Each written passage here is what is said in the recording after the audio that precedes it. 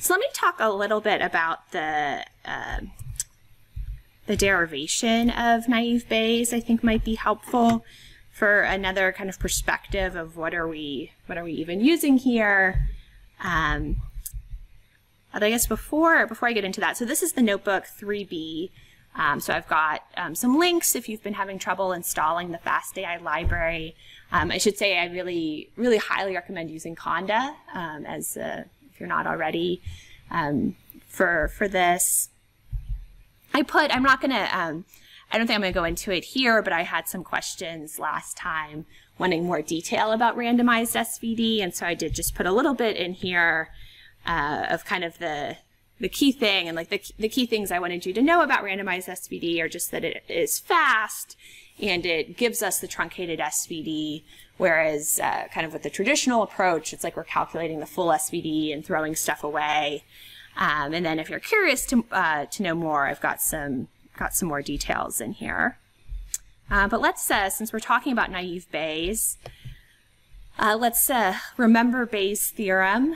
And so here I have an example from the book The Drunkard's Walk, which I read a long time ago but really enjoyed as kind of lots of applications of how probability shows up in various areas in pop culture.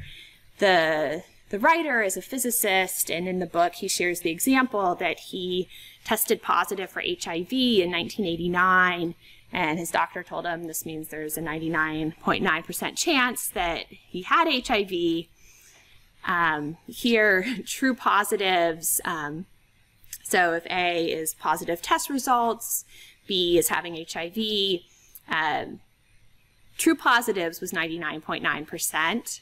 The prevalence was just 0.01%, and the rate of false positives was 0.1%. So I want you to take a moment and calculate, given a positive test result, based on these numbers, what were the chances that he actually had HIV. So take a moment to calculate this, and you'll be using Bayes' theorem.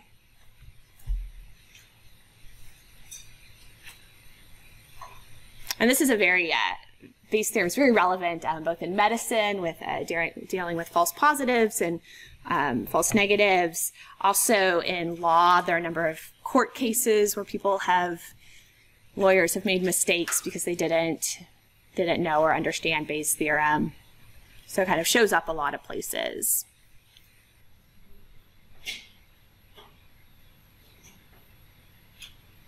Someone want to share what they got?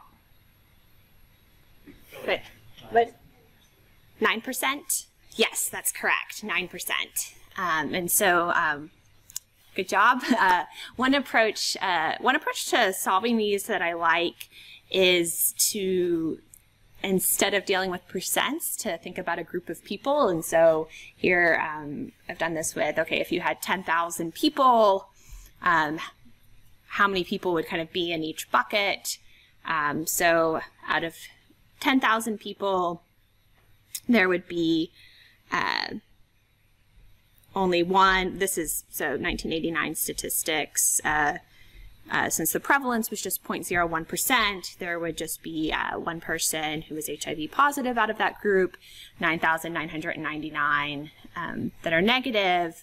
However, with the false positive rates, that would result in 10 false positives and 0 false negatives, and you can kind of sum those up to see. And so we're interested in, given that he's tested positive, it's just a 1 in 11 chance. There are questions about this? And this is actually just curiosity. Have you guys been seeing problems like this in job interviews? Or see a few nods. This is something that sometimes can be asked, this sort of kind of like a probability calculation. But yeah, so Bayes' theorem shows up a lot of places.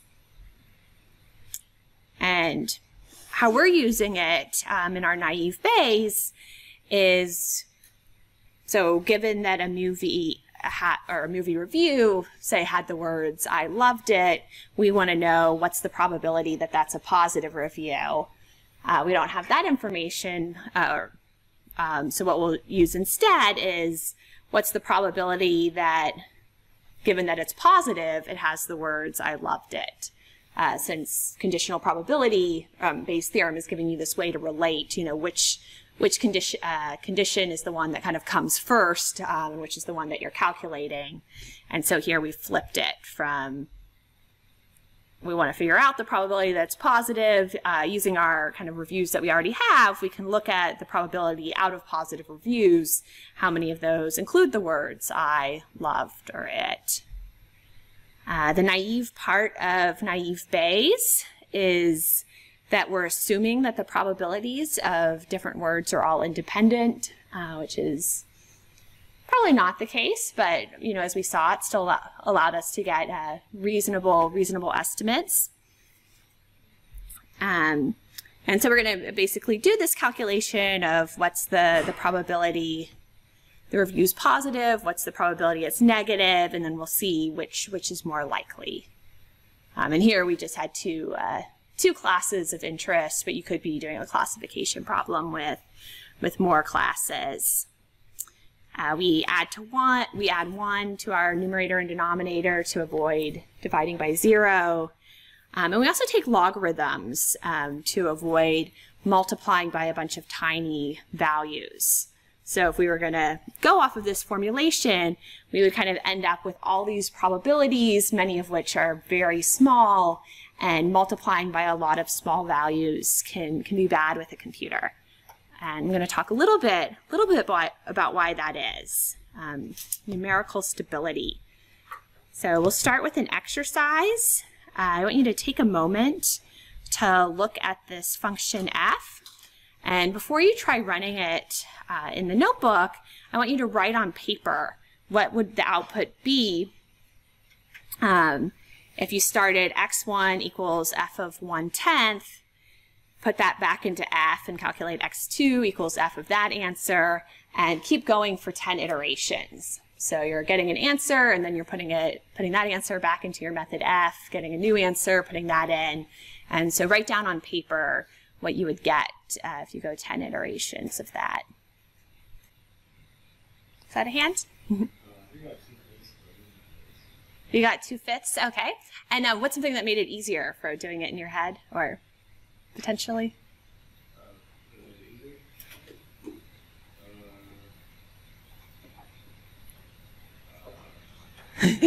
So this is, sorry, that was trying to be a leading question. So did you detect a pattern?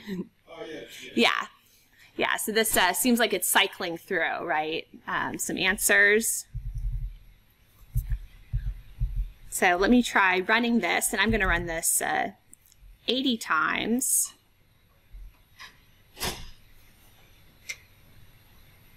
Oh.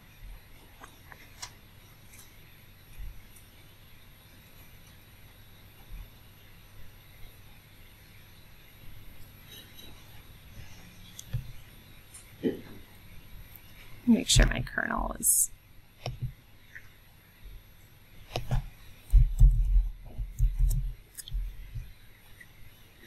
All right, so for 10, let me see, 1, 2, 3, 4, 5, 6, 7, 8, 9. I might be off 1. Did everyone get 2/5? Is what they thought it should be. So what happens when I actually ran it?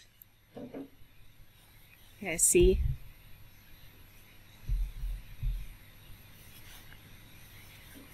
So it's starting out like what we expect, right? Like this seems like a pattern. It's going 0.1, 0.2, 0.4, 0.8.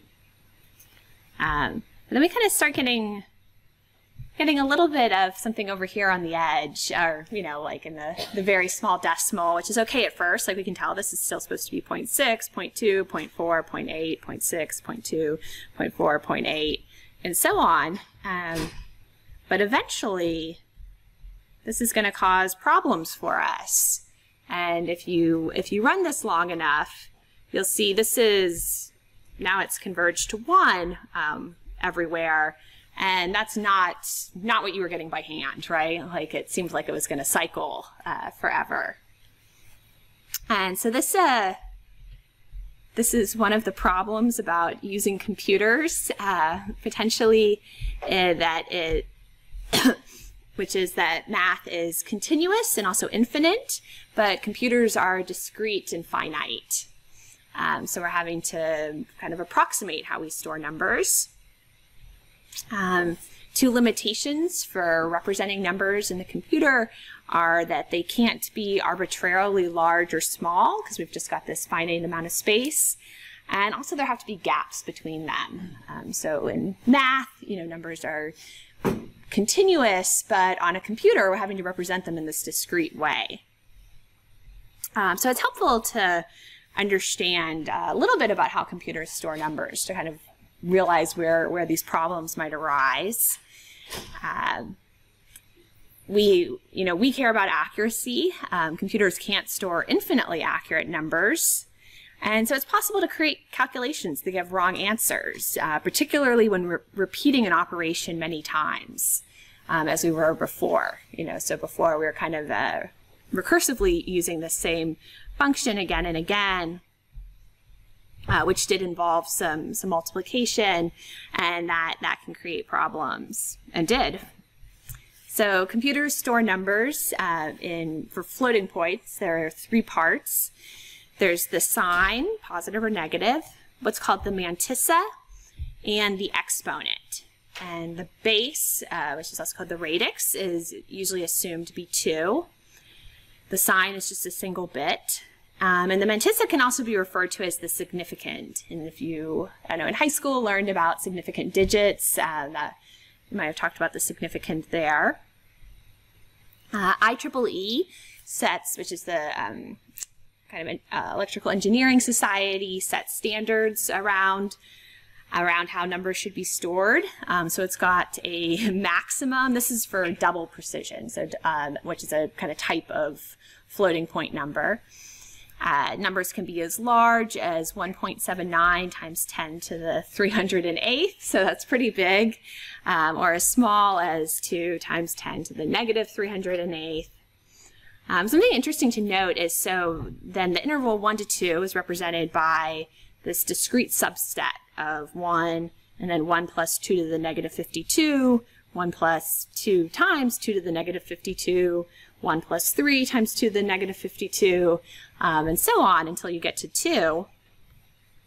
You use that same method to represent the numbers in the interval 2 to 4, and it means that numbers are not equidistant apart. So kind of the smaller numbers are, the closer they can be represented together. As you get bigger, you've got bigger gaps between the numbers. Since we're breaking up the interval 1 to 2 into, I guess, 52 numbers here, and 2 to 4 is also being broken up into the same number of numbers. And half the distance between 1 and the next largest number is called machine epsilon. And this can vary by computer, but IEEE standards for double precision specify that machine epsilon should be 2 to the negative 53, approximately. Are there questions about this idea of computers storing numbers? So this is just kind of interesting to know, and this explains, this is why we were taking the logarithm with our naive Bayes. Nice property of log. So we were going to have this product of all these tiny probabilities, and we wanted to avoid that. All this multiplication of things very close to 0 could have been a problem. What is the log of a product? Do you remember? The sum of the logs, yeah. So that's a really nice property, and that kind of rescues us a little bit from having to worry about, oh, we're going to be multiplying all these tiny things. Are there questions about that?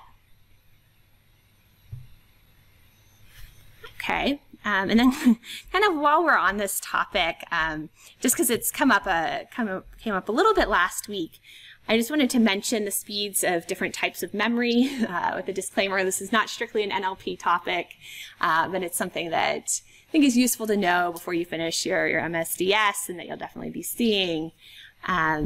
So Jeff Dean gave it, oh, actually I don't want to do that one. Jeff Dean gave a talk a few years ago with numbers everybody should know. Showing what an L1 cache reference is. It's half a nanosecond. L2 cache reference is 7 nanoseconds. Referencing main memory or RAM is 100 nanoseconds. And so on is kind of as you start getting stuff over a network, it's 20,000 nanoseconds. Something within a data center, 500,000 nanoseconds. Disk seek is 10 million nanoseconds. There's a updated interactive version of these numbers. So the ones listed there are from a few years ago. This is kind of neat. It shows you can kind of look at over the years. So the slider controls what year. We're here in 2019. And what happens is, so here a black square represents 1 nanosecond. So we see an L1 cache reference is 1 nanosecond. Or actually probably less, but they have it as 1 nanosecond. And then here 100 nanoseconds, so 100 black squares is a single blue square. And a main memory reference would be 100 nanoseconds. And the key thing to note about this is that just typically, you don't have to have these exact numbers memorized, but as you're going up a level, it's typically an order of magnitude slower. So this is not something that's scaling linearly, but as you're going from L1 cache to L2 to main memory, it's scaling much worse than linearly. And so this is kind of just to highlight the importance of thinking about how much, kind of why you have to move things around and, or why you need to be mindful of where things are stored and how much you're having to move them around. So I just wanted to share this. Are there any questions?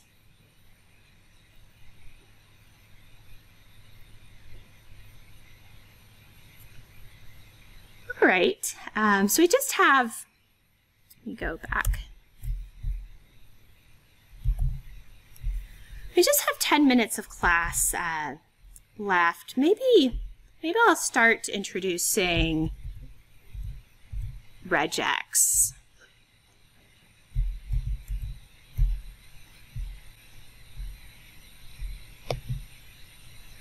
See if I have the Regex Notebook open. And actually, okay, so what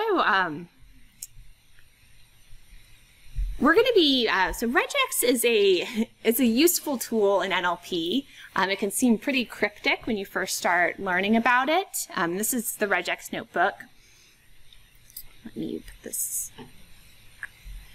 And we're going to consider 2 motivating examples. So this is going to be a kind of less complete notebook or application than the others, and that's why I didn't give it a number. But it is something that sometimes is very useful and that I want you to see. So one problem could be, suppose we're given some data that includes phone numbers, and some of it has dashes, some has spaces, maybe there's some with parentheses. Some of it might just be wrong. 101 Howard is not a phone number, but we've got a mistake in our data, which happens a lot. We want to be able to pick out the phone numbers and also only the phone numbers. And then the second application, which is a little bit kind of more involved, will be, suppose we wanted to create our own tokens. And so in the earlier notebooks, we've used sklearn or we've used FastAI to do our tokenization. But now we're going to kind of go a level lower and see how could we do it ourselves if we wanted to. So for the phone number problem, we're given these phone numbers, and I'm going to attempt it without regex just to kind of motivate the need for regex. So I'm not actually recommending that you do this. Here I wrote a method to check. I said, okay, valid characters are just the numbers, which you can get from Python's string.digits, as well as spaces, hyphens, and parentheses. And then, actually, I should be running these as I go.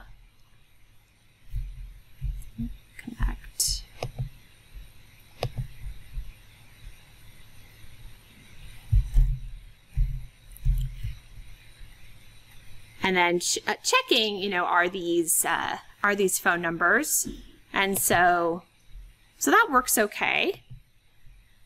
However, things like 1, 2, 3, 4, which is way too short to be a phone number, that fails.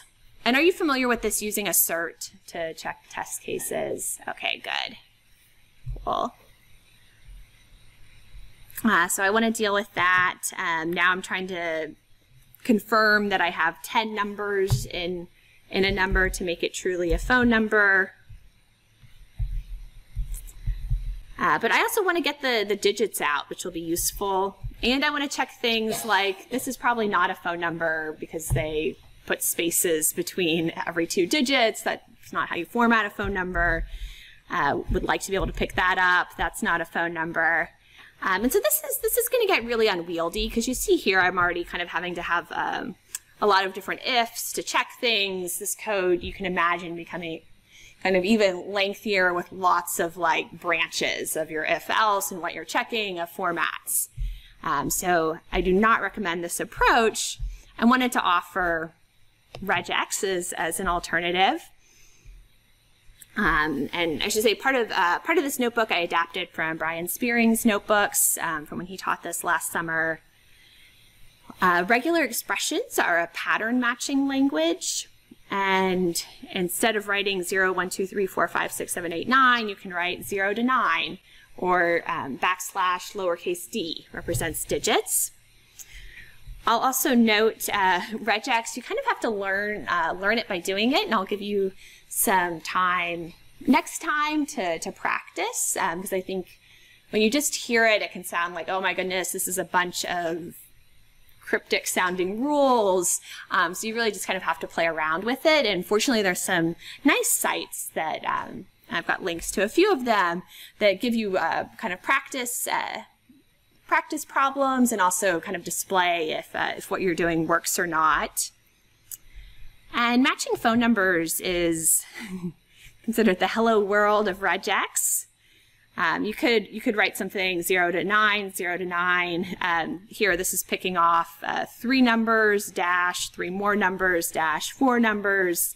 That's terribly long and not what you want to write. You could refactor that into backslash d, 10 of those. That's still a bit long and not what you want to write. Fortunately, Regex gives you quantifiers. So here, this can be refactored into /d3 dash. So basically, this is saying 3 numeric digits, a dash, 3 more numeric digits, dash, 4 numeric digits. Some unexact quantifiers. A question mark means 0 or 1 of something. Star means 0 or more. Plus sign means 1 or more for specifying what you want. And so I think I'll stop here and we'll continue next time. But next time we'll take some time to practice this and kind of see what they look like, kind of on the ground when you're using them. But yeah, we'll end here. Thank you.